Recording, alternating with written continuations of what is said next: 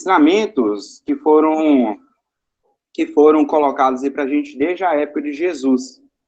Ou seja, nós estamos resgatando o legado cristão. E isso que a gente vê basicamente na doutrina espírita. Nós vamos falar de amor, nós vamos falar de caridade, nós vamos falar muito de fé, de espírito também. E entre outras coisas.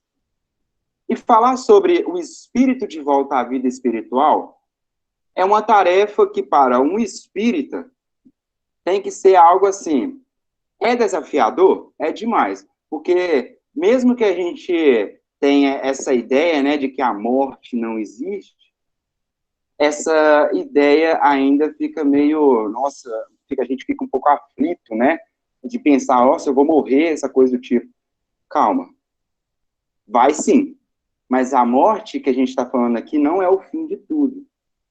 Quando a gente reporta, né, ao capítulo 1 do Evangelho segundo o Espiritismo e ao capítulo da Gênese, também da Gênese, a gente encontra a seguinte questão. Allan Kardec, ele vai propor a gente o caráter de revelação da espírita. E nesse capítulo, ele vai trabalhar o raciocínio e espiritualização, fazendo uma digressão histórica, ou seja, indo a Moisés, passando em Jesus e chegando à doutrina espírita. Só que esse processo da espiritualização, ele vai ser o quê? Kardec vai respeitar, em todo momento, a cultura, os gostos, os costumes, os hábitos de cada um dos momentos que foi referido aqui para vocês. Nós vemos Moisés trabalhando a justiça, Jesus trabalhando o amor e a doutrina espírita para trazer uma revelação. Tem um áudio aberto.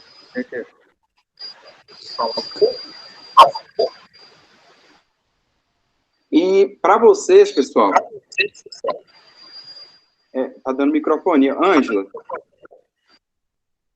Beleza, obrigado. Para vocês, né, nós vamos deixar a seguinte reflexão. Moisés, para trabalhar o conceito, para trabalhar o critério da espiritualização de cada um deles, Moisés, ele resgata a questão de um Deus único de Abraão. Abraão, que coloca Deus, vou colocar Deus entre aspas, porque lá Deus não tinha esse conceito de Deus, lá era El, ou seja, o Senhor. Então, Moisés resgata esse conceito de um Deus único. E, para nós, que estamos aqui hoje, entendendo um pouquinho sobre esse processo, sobre essa linha histórica, a gente acaba compreendendo o seguinte, Deus aí passa para Moisés, Yahvé, né, que é um pentagrama, que é um conjunto de letras consoantes, e esse Deus, Yahvé, ele acaba sendo denominado por ser o seu Senhor.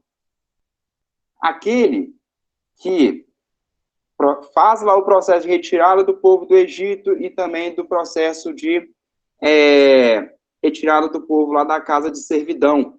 Aquele que Moisés fala assim, que escreveu as escrituras com o dedo. Esse que, de caráter espiritual, não tem muita coisa.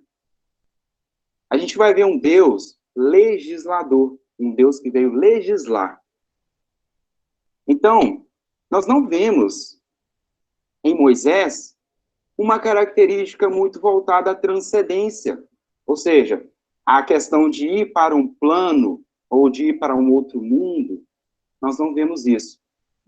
Porque toda essa narrativa proposta para vocês nesse momento, não há o que dizer que ela está sempre voltada para este plano material. E esse Deus legislador, ele está regendo o quê? Ele vai proteger aquele povo, ele vai ter o cuidado, toda a cautela com o povo, mas para isso o povo vai ter que respeitá-lo, e respeitar a lei.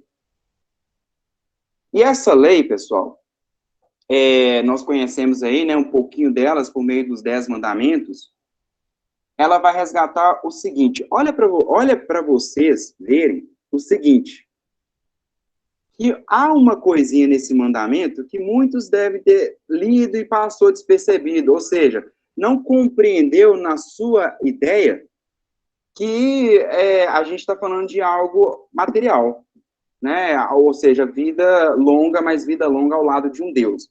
Olha como é que ela vai surgir. O quarto mandamento. Honrai vosso pai e vossa mãe, a fim de viverdes longo tempo sobre a terra. Nesse momento, eu quero falar para vocês que na história há o antes de Cristo e o depois de Cristo. E sempre com algumas questões aí voltadas, né, para um tempo que não é tão legítimo, assim como a gente descreve aí nos princípios históricos. E a fim de viver longo tempo sobre a terra. Moisés, nessa doutrina, nessa fala dessas questões mosaicas, não trabalhou com um Deus que transcendesse a esfera material. E é justamente isso que a gente vê lá quando fala sobre Matusalém, né, que viveu 300 anos sem Cristo, sem Deus, e depois mais 627 anos com Deus, ou seja, totalizando 927 anos de existência que depois findou com a morte e acabou tudo. Então, tudo voltado para viver a matéria, morreu, acabou. Aí, pessoal, vem Jesus. E para aqueles que acham que Jesus veio para romper ou para quebrar, né, ou para não seguir a lei que foi descrita, está enganado. Ele diz, está no capítulo 1 do Evangelho segundo o Espiritismo, eu não vim destruir a lei. E no Evangelho de Mateus, a gente vê o seguinte, ó, não penseis que vim destruir a lei ou os profetas. Eu não vim para destruí-los, mas para dar-lhes cumprimento. Quando eu falo em cumprimento, eu quero que vocês entendam que ele está falando algo além do que Moisés havia dito. Ele está determinando agora que precisamos cumprir a lei.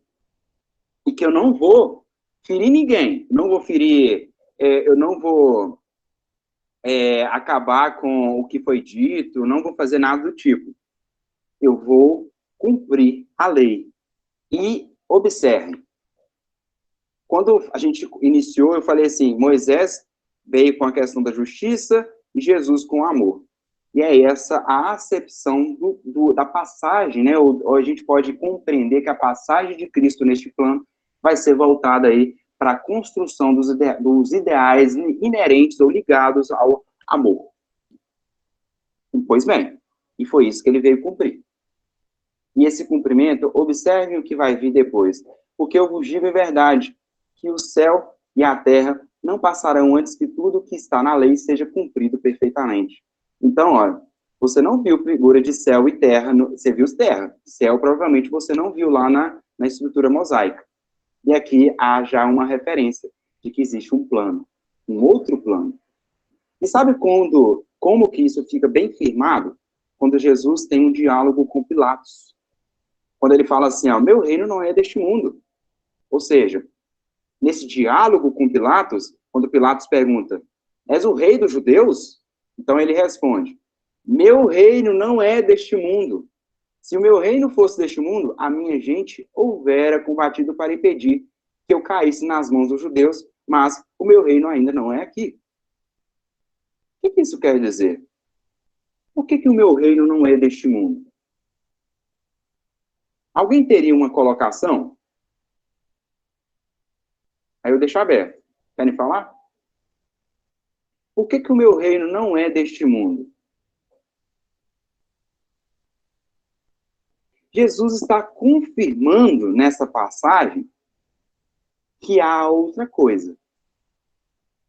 E naquele momento fala assim, uai, esse homem só pode ser doido. Desculpa, esse homem só pode ser doido.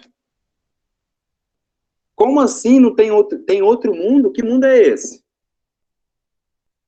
Sim, há outro mundo.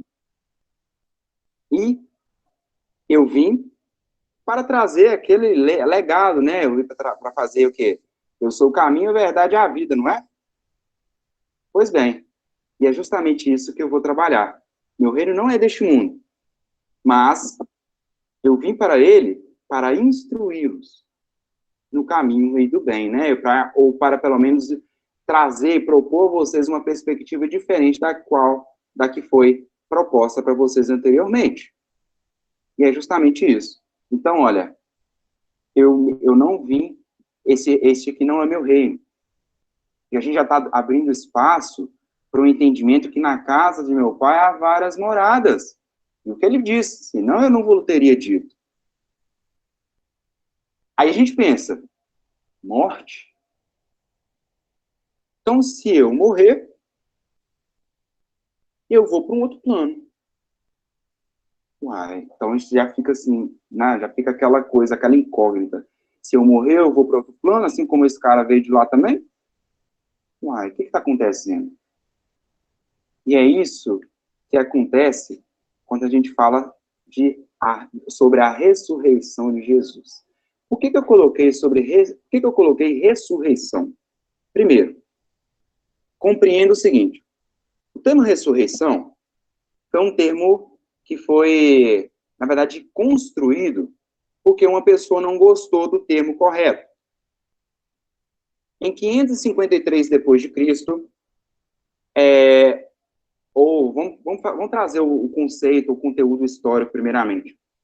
No final do Império Romano, nós tivemos uma cisão entre nós tivemos a formação, né, a partir dessa cisão, nós tivemos a formação do Império Romano do Ocidente e do Império Romano do Oriente.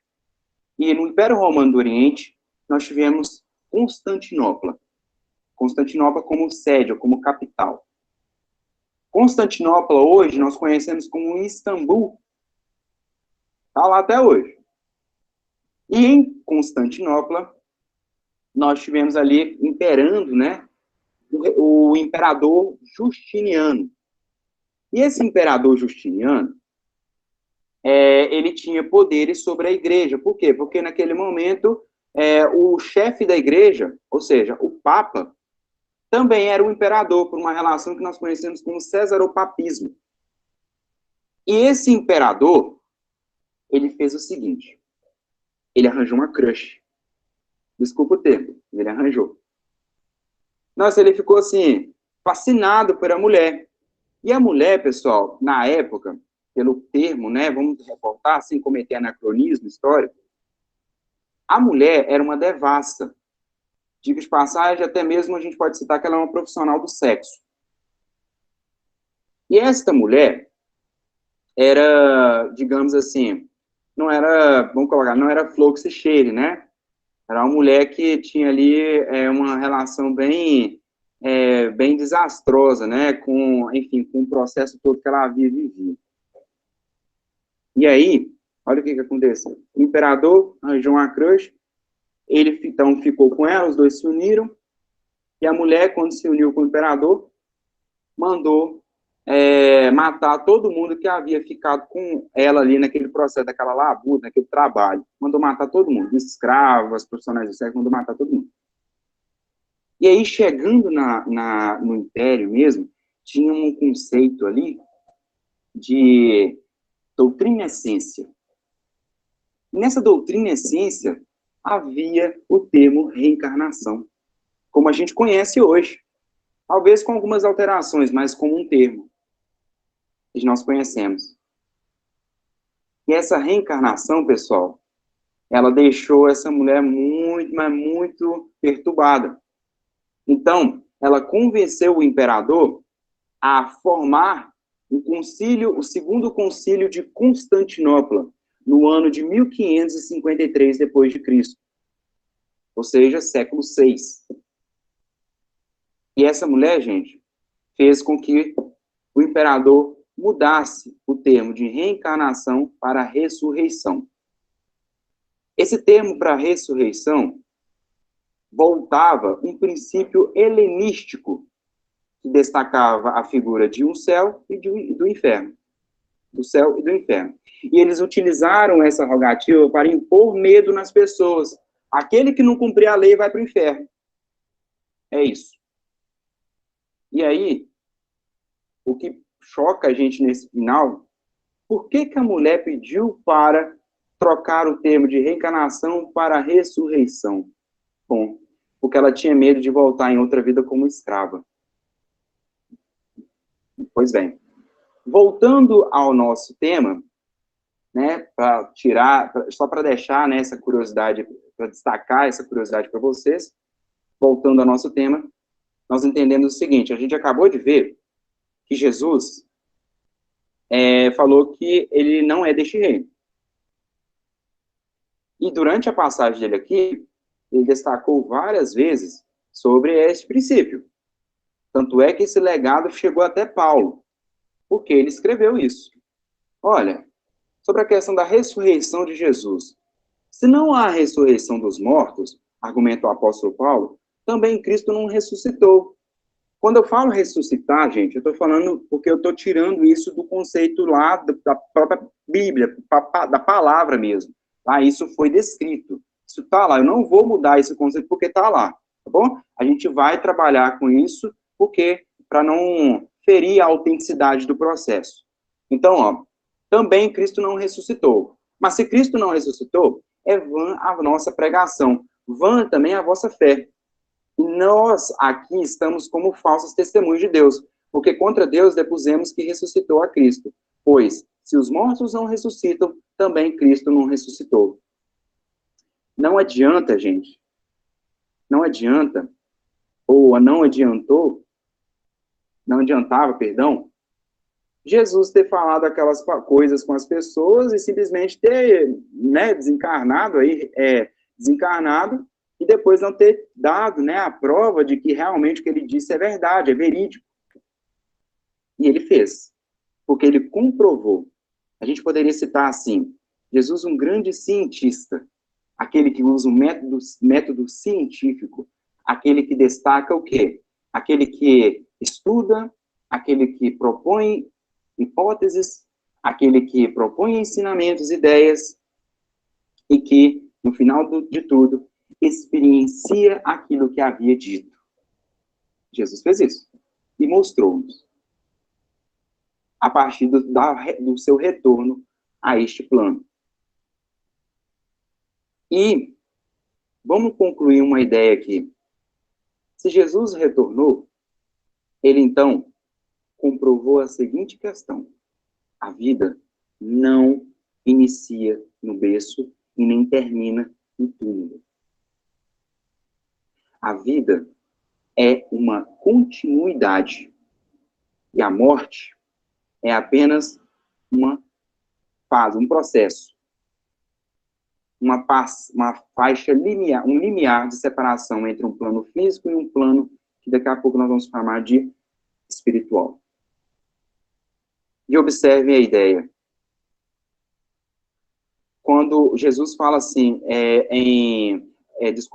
João descreve no seu evangelho lá, que Jesus disse o seguinte, eu vim para que todos tenham vida em abundância.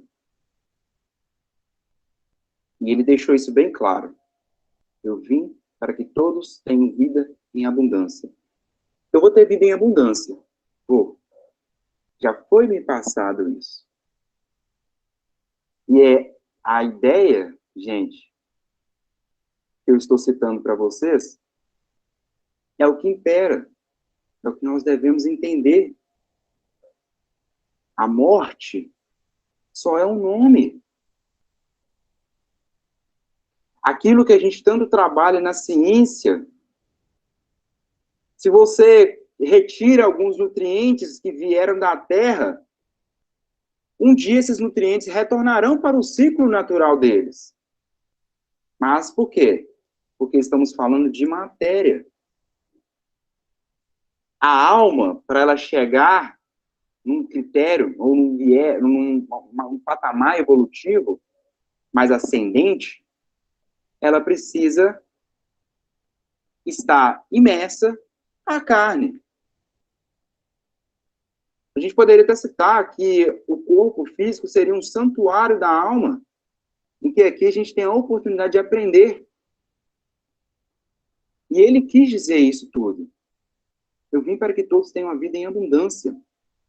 Mas pasmem, tudo isso que eu falei para vocês, tudo isso que Jesus pregou,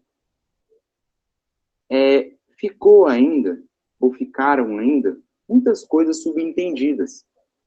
Por quê? Porque, embora Jesus está sendo descrito no Evangelho também de João, capítulo 16, ficaram ainda muitas coisas subentendidas a respeito. Por que Jesus não descreveu que haveria vida após a morte? Ele tinha muita coisa para falar. Tinha. Mas ele não teve condição de colocar isso para o povo. Por quê? Porque o povo ainda estava carente de algumas ideias, de alguns conceitos, de algum conhecimento. Vamos colocar, o povo ainda não tinha tanta maturidade para entender o que Jesus tinha para falar. E por isso, ele deixou um legado grandioso, mesmo não citando questões que a doutrina espírita revela para nós.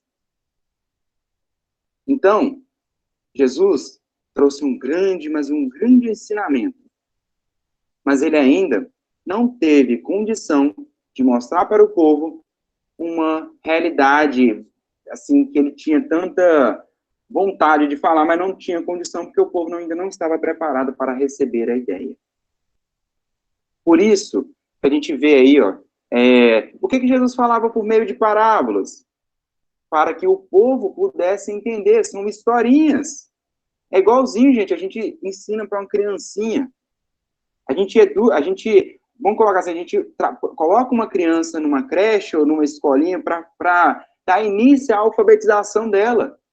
E a mesma coisa para o povo.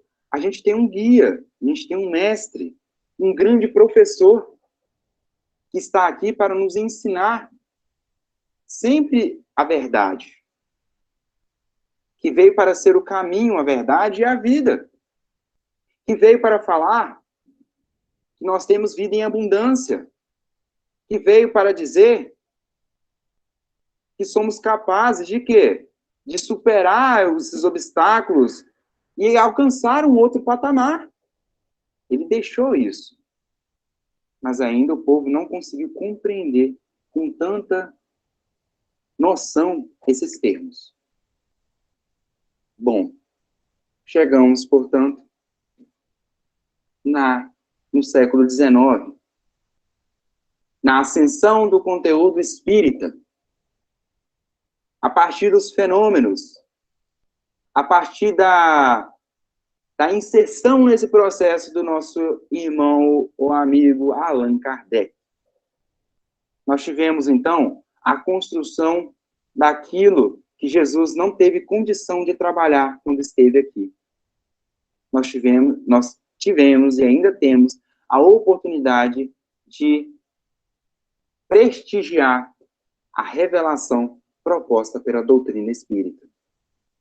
Essa doutrina que veio nos dizer o seguinte: a partir de agora, nós finalizamos uma ideia. A morte só é uma fase, uma etapa, mas que depois a vida continua. Nós estamos falando de um critério que dita a eternidade, vida eterna. Porque, gente, vocês acham que, Lucas, porque eu já passei aqui por várias reencarnações e a cada reencarnação eu tenho uma vida diferente. Não.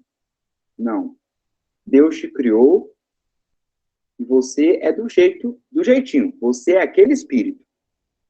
Não o espírito, né, ainda simples, do jeito que era. Você ainda já evoluiu bastante.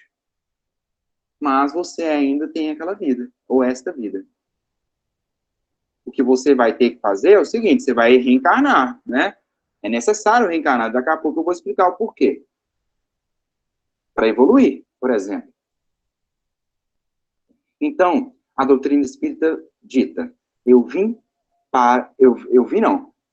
Agora, eu vou destacar para vocês que aquilo que tanto temas não existirá mais. A morte está morta. Não falareis mais sobre morte. Falareis sobre vida, além da vida. E é isso que a nossa irmã Heloísa Pires, filha de Herculano Pires, destaca para a gente nesta fala. O que eu gostaria de deixar para vocês nesse sentido é o seguinte: esta fala, ela está muito inscrita em um grande propósito. Sim. E eu retirei ela, gente, dica de passagem, de um site que se denomina Sindicato dos Cemitérios e Crematórios de São Paulo. Sim. Eles, então, construíram um site e propuseram para a gente essa perspectiva sobre a morte. E chamaram uma série de pessoas para poder participar, para dar uma palavrinha sobre o que entendiam sobre a morte, e chamaram a Heloísa. Então, a Heloísa coloca para a gente aí, ó, a morte para o Espiritismo não é o fim, mas sim o começo de uma outra etapa evolutiva. A vida no corpo físico é vista como um aprendizado para o espírito. Quando morremos, acredita-se que vamos para um plano espiritual, levando o aprendizado dessa vida adiante.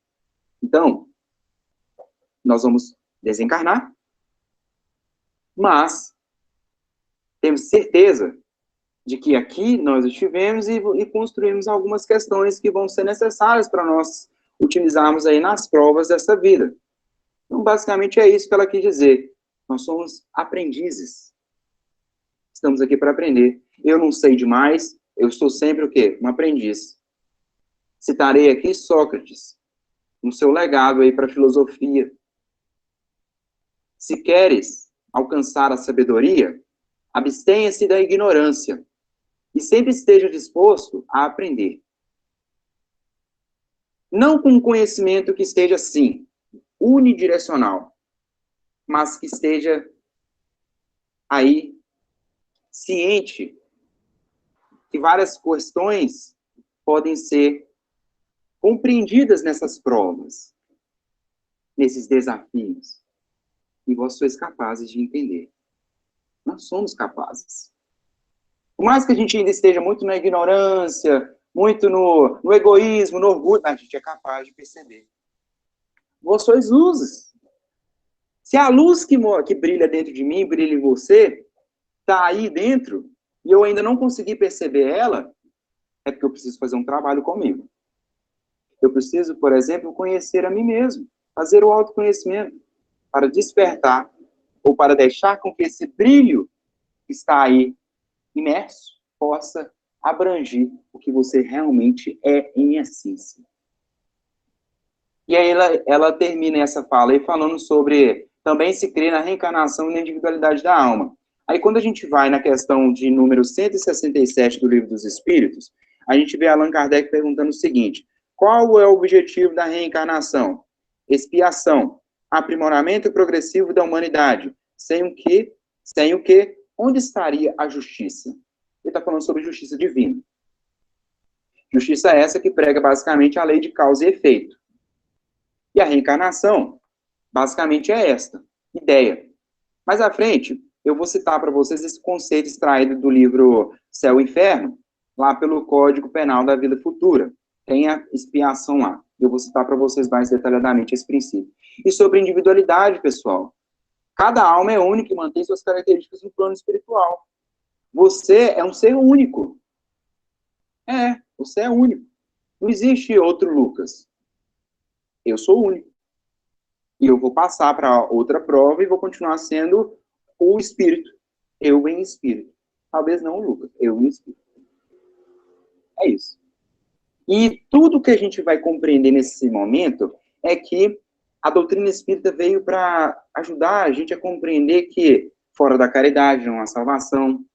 Ou seja, existe uma vez eu fui fazer uma visita à casa de uma senhora no bairro Bom Jardim, em Patinga, E eu estava na presença do Anderson e da Miriam, aí, que participa do Trabalho Amor em Ação. E a senhorinha, uma casa bem humildezinha, falou assim com a gente: eu trabalhava na SEALI quando eu era da creche, e eu carrego uma mensagem que eu nunca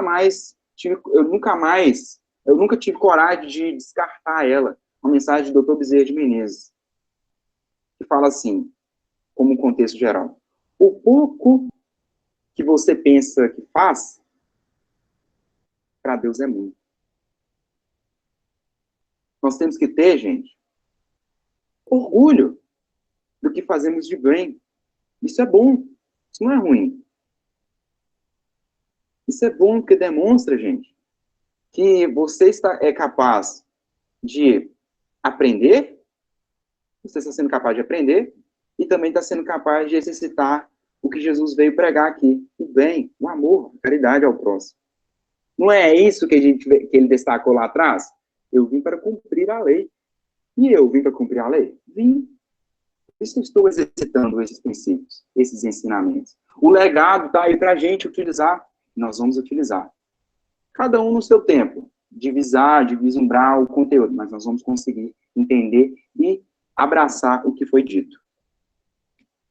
E aí, a alma durante a morte. Agora vamos fazer uma abordagem mais técnica sobre o assunto. Sobre a questão de número 149 do Livro dos Espíritos, a gente destaca que sucede à alma no instante da morte. Volta a ser espírito, isto é, volve ao mundo dos espíritos, de onde se apartara momentaneamente. Então, ó, acabou, gente, o conceito de morte. Acabou. Findamos. Morte é só um processo, morte do corpo físico. A gente ainda vai ultrapassar esse ideal, né? E vamos categorizar agora este momento como sendo um processo em que a vida vai sempre continuar. E é isso que nós vamos ditar. No capítulo 13 do livro Obreiros da Vida Eterna, há um capítulo, esse capítulo denominado Companheiro Libertado, mostra a desencarnação de Dimas. Eu não queria, nesse momento, fazer a abordagem do processo. Mas, por quê? Porque a gente está estudando esse livro na sexta-feira e eu gostaria de ver o detalhe, né, a essência da mensagem do capítulo.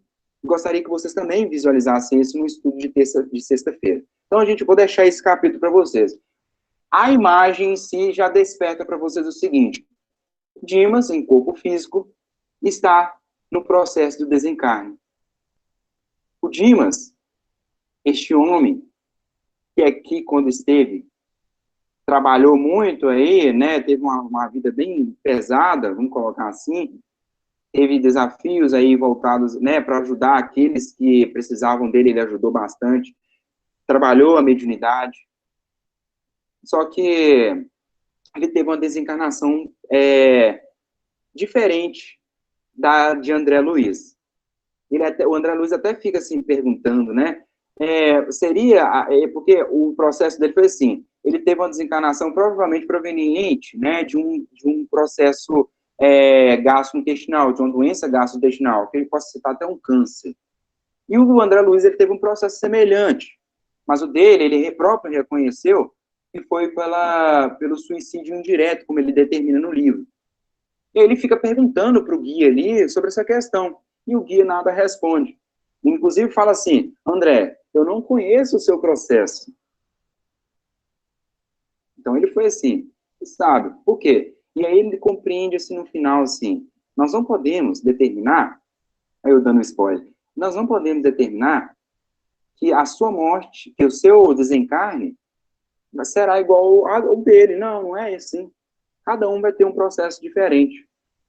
Uns mais simples, outros mais sérios, mais complexos. Aí, saindo dessa parte, a gente vê lá no livro O Problema do Ser do Destino e da Dor, na parte 1, né, do livro de Leon Denis, assim, ó: a morte é uma simples mudança de estado, a destruição de uma forma frágil que já não proporciona à vida as condições necessárias ao funcionamento e à sua evolução. Para além da campa, abre-se uma nova fase da existência. Então, nós estamos agora adentrando uma nova fase da existência.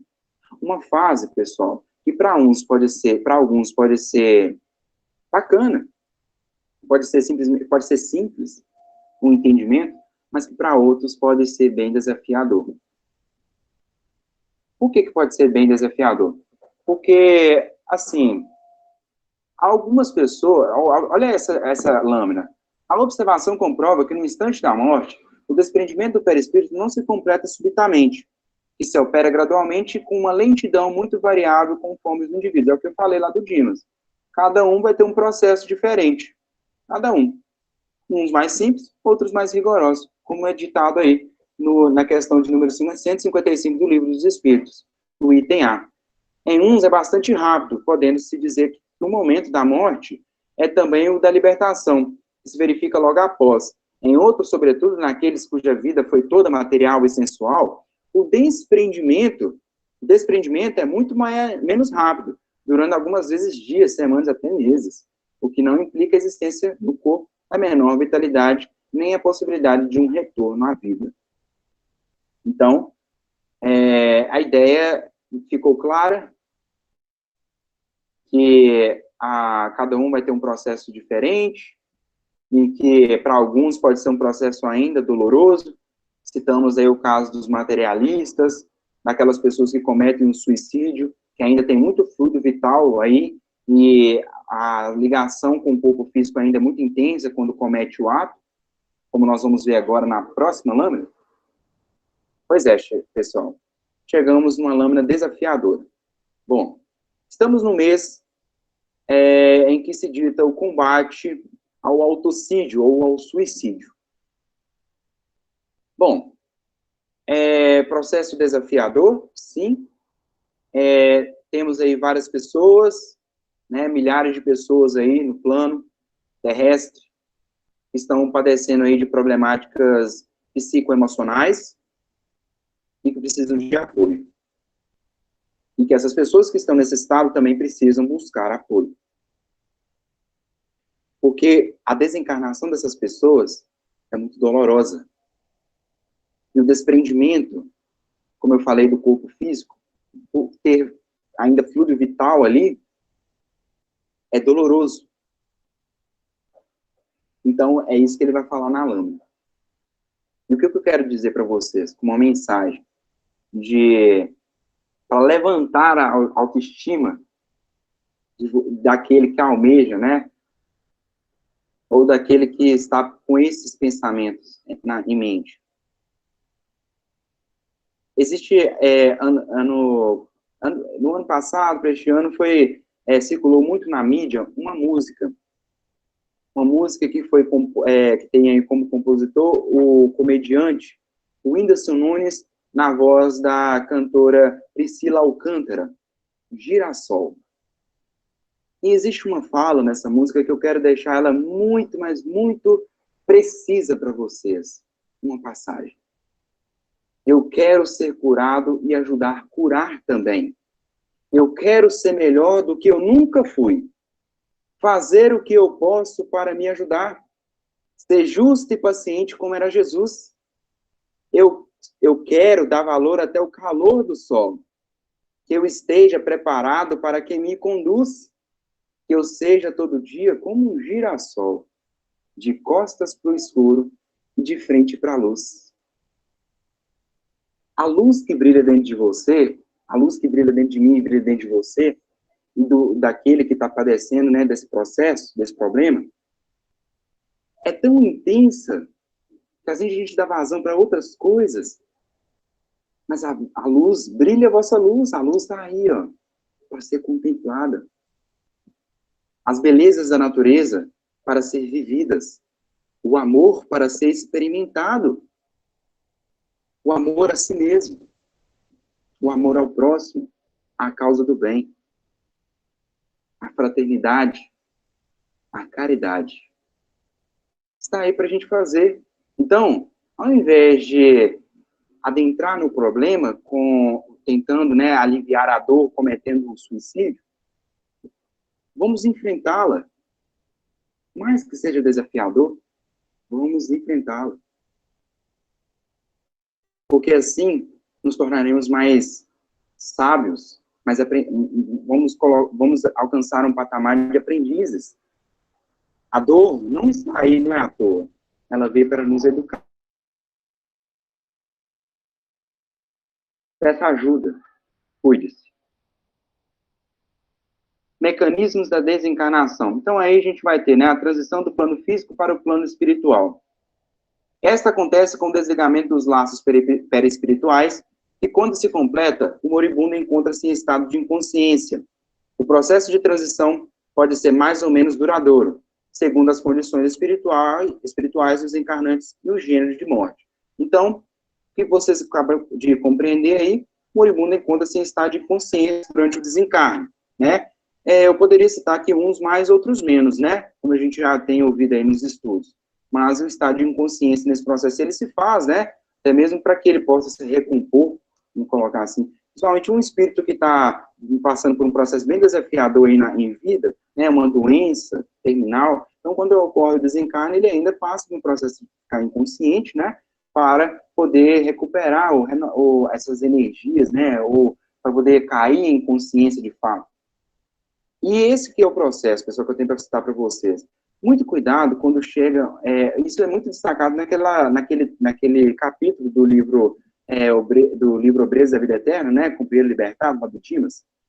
É muito destacado isso. Quando você vai num velório, tome muito cuidado, porque no caso de Dimas, ele não foi desligado assim, o cordão prateado que liga o espírito ao corpo físico, não foi desligado no mesmo momento que ocorreu o processo ali, né, do desligamento das outras partes. Não foi desligado automaticamente. Iria ser desligado, pelo que eu vi, num próximo dia, ou seja, ele teria que ser velado, né, ele teria que estar na presença dos familiares, para ter aquele processo, para que ele ter aquele momento de despedida, né. E é assim que acontece, pessoal, com uma pessoa que está no desencarne, ali num velório. Se a gente não silencia os nossos pensamentos e não renova as nossas energias para atribuir, né, ou para enviar para aquela pessoa que está naquele processo boas energias para que ele consiga passar por esse processo, né, se está assim, a gente acaba perturbando essa alma. A gente não precisa fazer isso. Então, chegando no velório, vamos silenciar os pensamentos. Nada de falar que, morreu a viúva, vai ficar com todo dia. Não. Morreu, os filhos agora vão começar a brigar. Não. Deixa que eles resolvam. Faça a sua parte. Cuidado com isso. Visão panorâmica e retrospectiva. Esta visão permite ao desencarnado reviver, com detalhes, os pensamentos marcantes que tivera e atos cometidos na existência que ora finda.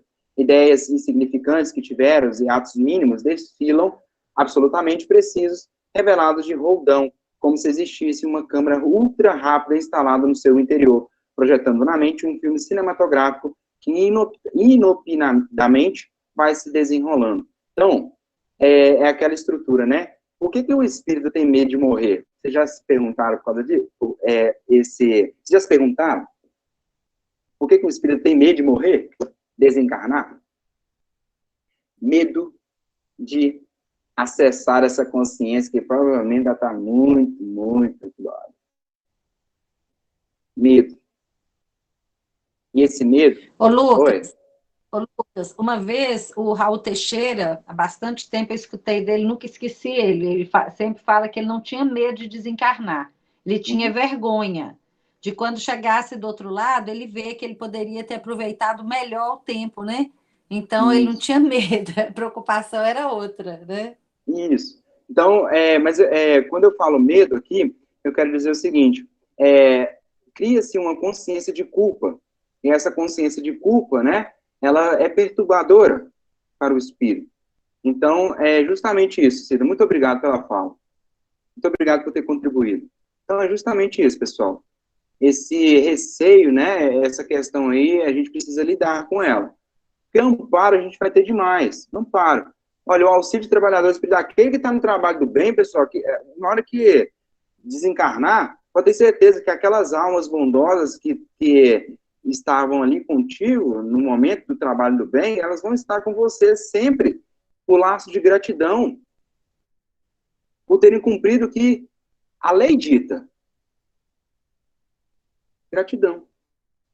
Tudo indica que o processo desencarnatório é operado por espíritos especializados que, em geral, agem segundo uma sequência específica, obviamente com as naturais variações, conforme as condições apresentadas pelo desencarnante, as circunstâncias e o tipo de morte. Então, eles vão estar do teu lado. Não temas. Não tenha medo. Vai dar certo. E saiba que a vida continua. A vida, por mais que o que resta são as saudades, mas a gente um dia, nós vamos nos encontrar.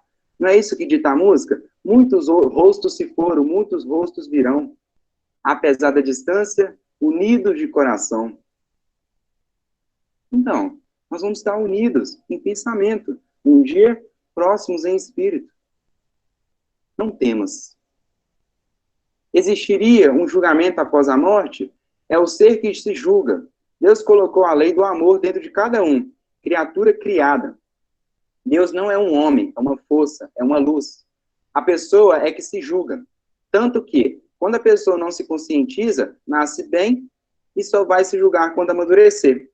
Deus é o pai da parábola do filho pródigo. Ele perdoa. Como o ser é que se julga, um dos maiores problemas do ser são os complexos de culpa inconscientes. É o que eu acabei de citar para vocês. A consciência de culpa acaba lastrando, acaba ficando enraizada, que perturba muito o processo de desencarnação e até mesmo no pós, até mesmo para o retorno, né? Pode trazer uma consciência de culpa de todos os atos cometidos em vida. Nós tivemos isso aí como uma amostra naquele capítulo lá do livro Missionários da Luz, quando a gente fala sobre Sigismundo, né? Sobre o acesso a essa consciência. Pois é. Fica essa questão. Isso quem disse foi a Eliane Brum, tá? A Eliane Brum é uma jornalista, tá? Ela destacou isso também lá naquele site lá do Sindicato dos Cemitérios e Crematórios de São Paulo. Muito boa a fala. Nós não vamos ser julgados, como a gente fala, vai chegar lá no céu, vai bater o martelo se você vai para o céu, se você vai para o inferno. Não, nada disso. Nada disso. Até porque inferno e céu são estados de consciência. Inferno sendo um estado de consciência perturbador, e céu um estado de consciência em que a paz reina, né? Então, vamos trazer essa concepção, né? De que céu é um estado de paz, e inferno é aquele estado em que a gente não está bem conosco, né? Então, o Código Penal da Vida Futura, chegamos no código aí. A alma ou o espírito sofre na vida espiritual as consequências de todas as imperfeições de que não se despojou durante a vida corporal. Seu estado, feliz ou desgraçado, é inerente ao grau de sua purificação ou de suas imperfeições. Então, cada um conforme a sua obra, né? A gente vai ter aí algumas questões para serem tratadas, né? Como é dito aí muito nas mensagens do Evangelho, do Livro dos Espíritos, nós temos que domar as nossas más tendências, né? Seja fazendo esforços insignificantes, né? Para que a gente alcance, né, o que a gente veio para fazer numa reencarnação, que é alcançar uma evolução, ou reparar, ou, enfim, consolidar, né, aquilo que não consolidamos em outro momento, né? Então, nós vamos ter que ter essa ideia a partir de agora, tá? O objetivo desse estudo é para romper e quebrar paradigmas, né? Então, ao longo dessa fala, rompam e construam uma ideia de que a vida é uma continuidade. E que, para que essa continuidade alcance o seu verdadeiro propósito, nós vamos ter que entender que precisamos fazer os nossos esforços para domar as nossas más tendências, seja ela domando a ignorância, o orgulho, o egoísmo, enfim, essas questões aí que tanto nos prendem tanto nos materializa, vamos colocar assim, nos prende a essa matéria. Aí a gente tem lá no Código Penal da Vida Futura o arrependimento. O arrependimento suaviza as dores da expiação, dando esperança e preparando as vias da reabilitação. Mas somente a reparação pode anular o efeito, destruindo a causa. O perdão seria uma graça e não uma anulação. Perdoar é o quê? Como o Rony fala, perder para doar. Então, você está perdendo o quê? Você está perdendo aquilo que te tornou preso e está agora se doando a uma causa que vai te fazer feliz, assim como o todo que também está ao seu redor. Sejamos seres que, quando entrarmos em um ambiente, que possamos levar a luz. Assim como nós construímos ela dentro de nós, a gente também deve levar ela para os ambientes, para que a gente possa, entre aspas, contaminar com a luz, né? Uma luz do amor, uma luz da esperança, da caridade, da fé, aqueles que estão ali no ambiente padecendo ou desses sentimentos, ou desses estados de alma. Expiação, lembra lá da questão 167? Aí está ela. A expiação consiste nos sofrimentos físicos e morais, que são a consequência da falta cometida, seja desde a vida presente, seja após a morte. Na vida espiritual, seja numa nova existência corpórea, até que os traços da falta sejam apagados. Então, a expiação é aquilo, vamos colocar uma prova para você. Aí nessa prova você vai ter um desafio bem árduo, vai expiar. Talvez esse desafio ele veio para você cumprir, né, aquilo que você não cumpriu antes. E você agora vai expiar. Mundo de provas e expiações. É o que nós estamos. Então, basicamente, todos nós estamos nesse processo, expiando. E a reparação? A reparação consiste em fazer bem àquele que se fez mal. Quem não repara as suas faltas nessa vida, por impotência ou má vontade, encontrar-se-á, numa existência ulterior, em contato com as mesmas pessoas que tiveram queixas dele, e em condições escolhidas por ele mesmo, de maneira a poder provar-lhes sua dedicação a fazer-lhes tanto bem quanto lhes fez o mal. Quanto lhes fez mal. É o caso, gente. A gente está numa família, provavelmente aí unida, né, por uma questão, né, para a gente poder reparar os nossos débitos com eles. Basicamente, uma família aí, a gente pode ter os nossos adversários encarnados numa mesma família, uma família. E a gente vai lidar com eles, porque é aprendizado que nós vamos ter. E, resumindo, tudo que eu falei para vocês, e reportando ao capítulo 10 do livro O Problema do Ser, do Destino e da Dor, de Leon Denis, nós vamos encerrar a fala da seguinte forma. O melhor meio de conseguirmos uma morte suave e tranquila é viver dignamente, com simplicidade e sobriedade. É viver sem vícios, sem fraquezas, desapegando-se antecipadamente de tudo que nos liga à matéria, idealizando a nossa existência, povoando-a de pensamentos elevados e ações nobres. É assim, gente, que nós vamos conseguir alcançar uma desencarnação, um estado de consciência tranquilo, porque quando estivemos aqui, fizemos o bem. Não deixamos que a mão esquerda visse o que a direita fizesse. Apenas nos doamos, servimos. Não viemos para ser servidos, nós viemos para servir. E encontrando as nossas potencialidades ou os talentos adormecidos, nós alcançaremos esses estados, ou esse estado. E para encerrar, ultimamente eu tenho, eu sou um ser que ainda preciso lidar muito com a questão do medo. Então, para vocês, aqui, hoje, ouvintes, eu gostaria de citar o seguinte: eu sou um ser que sou aprendiz. Assim como você também é. E o medo ronda, sim. O medo ronda. E eu acho que não há nada melhor para encerrar essa fala, para a gente desapegar de vez dessa questão, do que fazer uma leitura a respeito do Salmo 23. E aí, pessoal, Cida, me permite fazer essa questão? Eu gostaria que vocês fechassem os olhos e sentissem profundamente o teor dessa mensagem, no 23º Salmo, que diz assim: fechem os olhos, concentrem-se em si mesmo e vamos fazer uma asepsia. Vamos entender que somos capazes de enfrentar o medo, somos capazes de ser seres corajosos, a partir do seguinte: o Senhor é meu pastor e nada me faltará. Deitar-me faz em verdes pastos, guia-me mansamente a águas tranquilas. Refrigera minha alma, guia-me pelas veredas da justiça, por amor do seu nome. Ainda que eu andasse pelo vale da sombra da morte, não temeria mal algum, porque tu estás comigo, a tua vara e o teu cajado me consolam.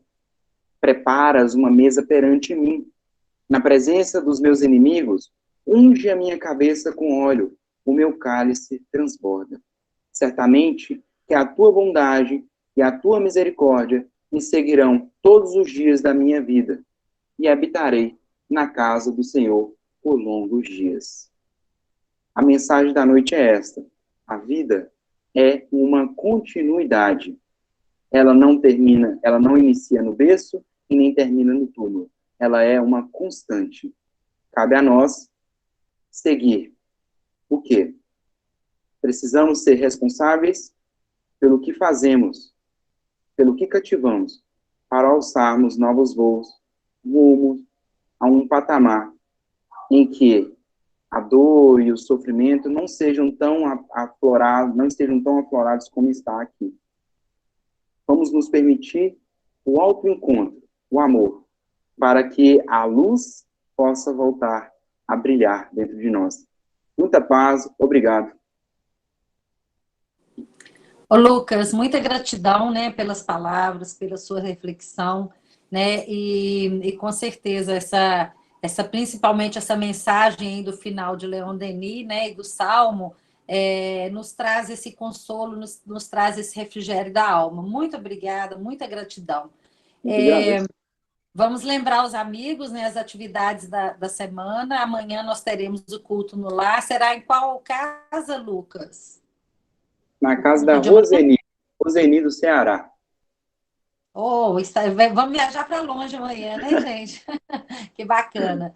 Então, amanhã o culto lá às 20 horas. Na quarta tem o estudo sistematizado da doutrina, às 20 horas, na quarta-feira. Na sexta tem o estudo Obreiros da Vida Eterna, né? O livro André Luiz.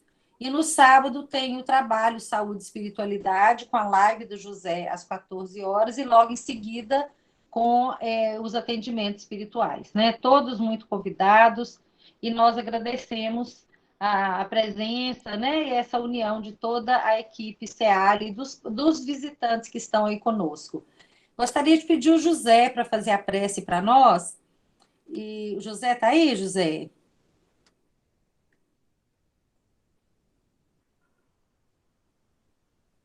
José, oi? A Dirlene está... será que ele está aí? Acho que não, está caladinho, né? Não tem problema não. Oi? Anderson, tá aí, meu amigo? O Anderson estava, será que ele já saiu? Não, o Anderson tá aí ainda. Ô, Anderson, você faz a prece para nós? Sim. Ô, José, tu voltou? Obrigada. Mas aqui, ô José, eu queria que você fizesse a prece, mas antes, eu gostaria de pedir a todos, gente, que nós envolvêssemos nessa prece a nossa amiga Kelly. Né? A Kelly vem numa batalha contra o câncer aí há bastante tempo, ela participava do tratamento lá na SEAL, e nós temos um grupo aqui, um grupo de oração. E hoje, às 18h30, ela postou a segunda mensagem que eu gostaria de ler para vocês, porque esse grupo aqui é de trabalhadores mesmo, né? Ela postou uma mensagem que eu gostaria de compartilhar e que nós a envolvêssemos nesta oração, né? Se a gente envolvesse ela com muito carinho. Ela fala assim: amigos, acho que estou chegando na reta final. Peço orações de paz e aceitação para passar pelo desligamento. Então, a gente vê a consciência de um espírito, né, que lutou o bom combate e guardou a fé. né? Então, que a gente possa envolvê-la nas nossas vibrações, tá, José? E, né, que ela é uma amiga, uma trabalhadora, né? E que nós possamos nos unir para fortalecê-la também. Obrigada. Nós temos acompanhado ela há bastante tempo, nessa labuta, nesse trabalho. Hoje também ela me mandou uma mensagem, todo dia a gente conversa, e ela tem dado assim, um grande exemplo para nós. Então, vamos orar. Amado Jesus Cristo, aqui nos encontramos, Senhor, após as reflexões, à luz do Teu Evangelho, sobre as claridades da doutrina espírita.